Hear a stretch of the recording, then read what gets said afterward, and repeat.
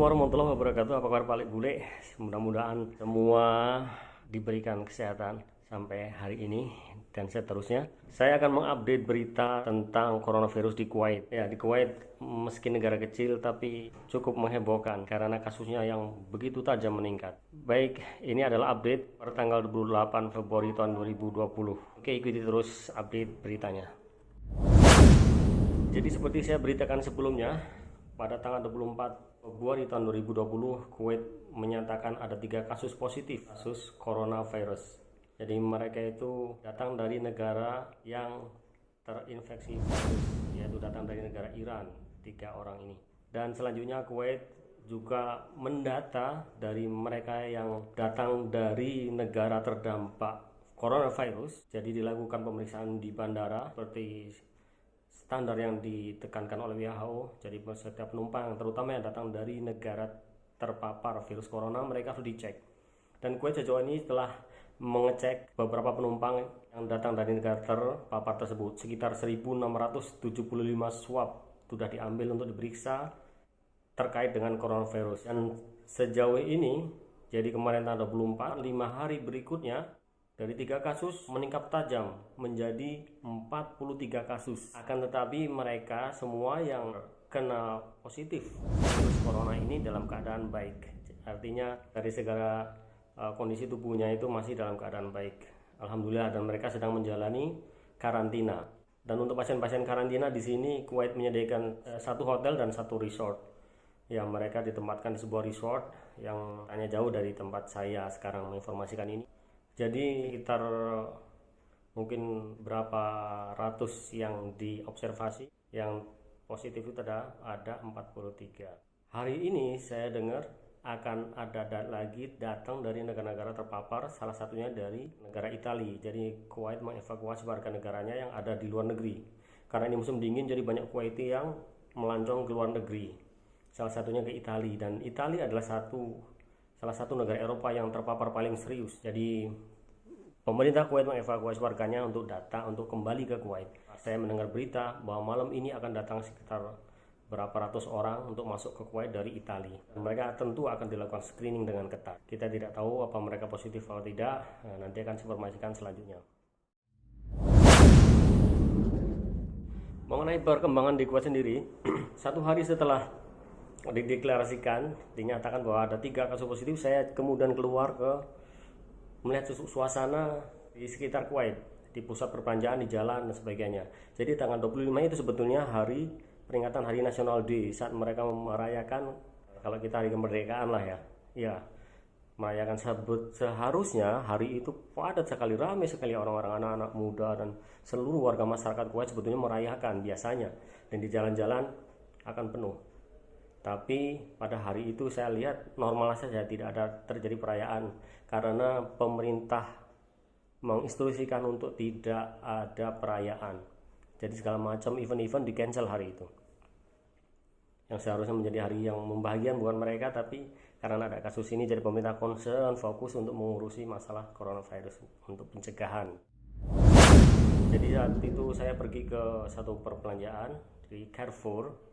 Pagi itu jam 9 buka, tapi jam 9.30 udah ramai sekali orang ngantri di kasir.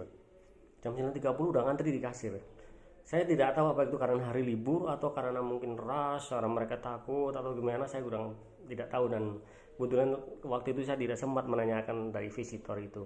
Tapi yang jelas itu beda, hari itu beda dengan hari biasanya. Biasanya normal saja, tapi hari itu jam setengah 10 sudah ramainya orang ngantri di kasir. Artinya mereka sudah belanja dari saat mereka buka pintu udah rame.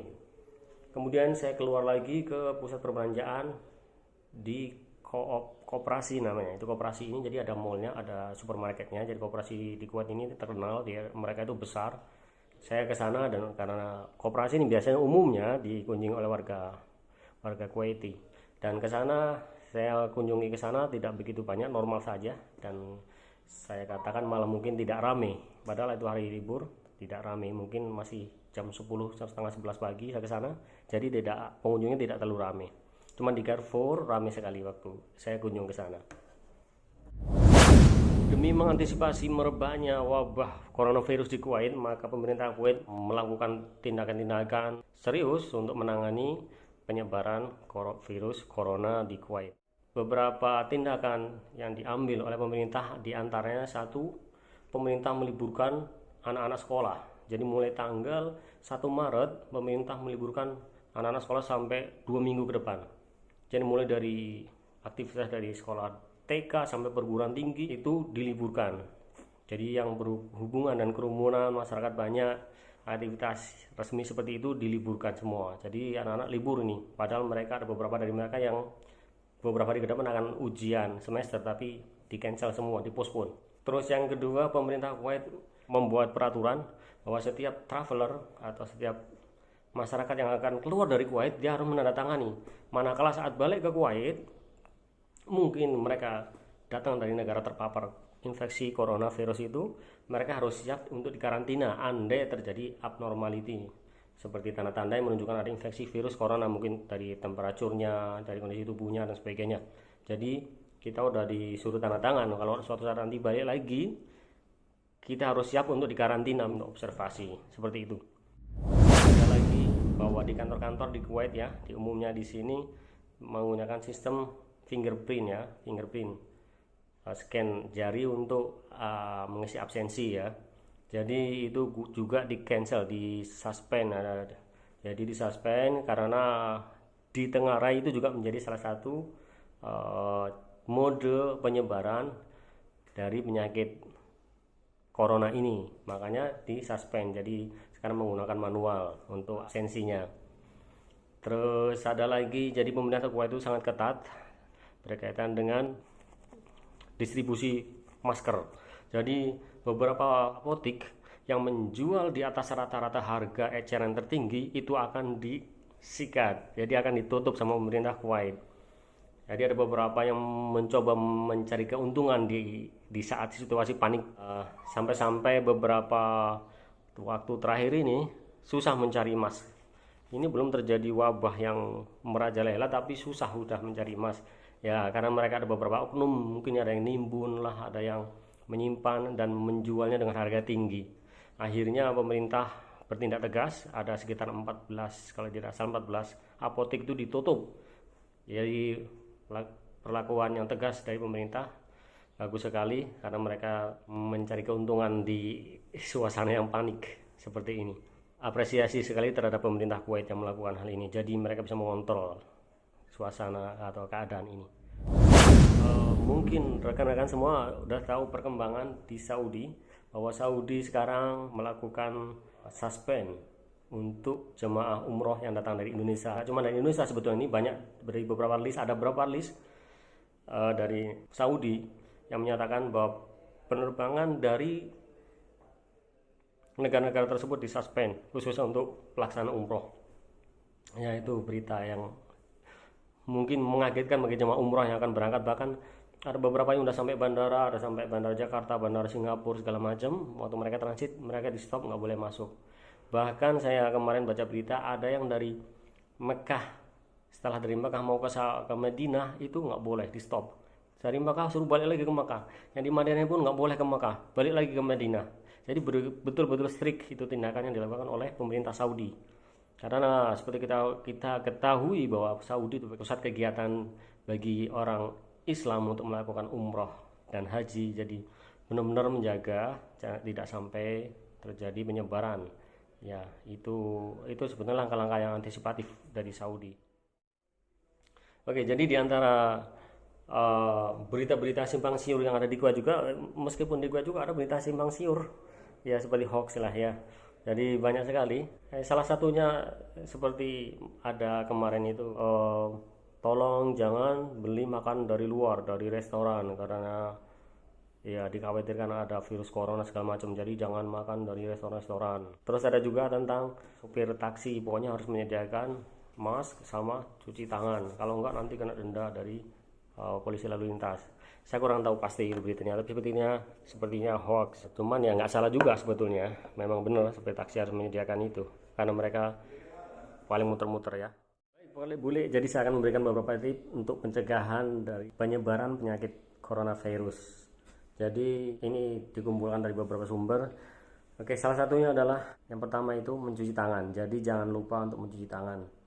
karena penyebaran dari virus corona ini adalah dari droplet. Jadi kalau orang batuk, orang bersin segala macam mengeluarkan virusnya, nempel di suatu tempat kemudian kita menyentuh, dan tidak lupa kemudian kita secara tidak sengaja megang hidung, megang mulut, megang mata. Jadi karena penularannya itu melalui mukosa tubuh, salah satunya banyak itu dari saluran pernapasan, dari mulut dan sebagainya. Jadi lebih baik cuci tangan, jangan lupa cuci tangan sesering mungkin kalau bisa. Walaupun nggak sempat cuci tangan, misalnya ada di luar, pakailah desinfektan, apa itu, hand rub cairan desinfektan itu banyak di toko-toko dijual. Kemudian jangan lupa kalau keluar ke tempat umum bawa masker ya. Jadi sebisa mungkin hindari tempat keramaian seperti pasar, mall, restoran dan lain-lain. Sebisa mungkin saat-saat ini ya, hindari tempat-tempat umum seperti itu. Ataupun kalau sampai terpaksa, pakailah masker. Selanjutnya, kalau mungkin ada yang bagi yang muslim ya, yang mungkin sholat ke masjid, kalau misalnya bisa bawa sajadah sendiri dan mukena sendiri ya, bawa sendiri lebih baik, itu lebih baik untuk mencegah. Kemudian berusaha untuk tidak, ya kalau bisa nggak usah cipika-cipiki lah. Habis itu yang paling penting sekali, pastikan Anda tidak menyentuh hidung atau mulut atau mata atau bagian muka sebelum Anda mencuci tangan. Jadi ini tips yang paling penting sebetulnya. Hindari menyentuh bagian-bagian ini karena virus akan mudah tersebar ya. Sebisa mungkin hindari untuk menyentuh itu sebelum Anda memastikan atau cuci tangan dengan bersih. Itu tips sebetulnya manjur, meskipun kita nggak cuci tangan, tapi kalau kita menghindari setidaknya tidak mempercepat. Nah, itu bagus sekali. Nah, kalau kita ingat, oke, mau nyentuh tangan, jangan nyentuh dulu karena bisa jadi ada di tangan kita. Kemudian nggak usahlah tempat-tempat yang saya bilang, tempat umum tadi seperti tempat fitness dan sebagainya, karena kemungkinan di sana juga ada, karena orang kena virus corona bukan berarti dia langsung drop keadaannya. Bisa jadi dia masih sehat, masih segar bugar, tapi dalam tubuhnya sudah ada virus. Jadi itu yang harus kita hati-hati lagi. Dan yang terakhir, jangan lupa saling mengingatkan, kita jaga keluarga kita, anggota, orang-orang yang kita cintai sekitar kita, mengingatkan bahwa saat ini sedang terjadi corona, wabah di seluruh dunia. Jadi kita saling mengingatkan masing-masing. Itu saja dari saya, tips yang mungkin saya berikan, mudah-mudahan ini akan bermanfaat. Baik, Pak Bule, informasi update virus corona kali ini dari Kuwait, mudah-mudahan ini bermanfaat. Dan bagi Anda di seluruh dunia ya, orang Indonesia di seluruh dunia, kita saling mengingatkan bahwa tidak mungkin, bukan hal yang mustahil bahwa corona akan sampai tempat kita. Jadi kita perlu waspada terhadap penyebarannya, jaga tubuh kita agar selalu sehat, selalu fit, agar daya tahan tubuh kita tidak menurun. Itu saja dari saya, mudah-mudahan bermanfaat. Jangan lupa subscribe, like, dan share. Assalamualaikum warahmatullahi wabarakatuh.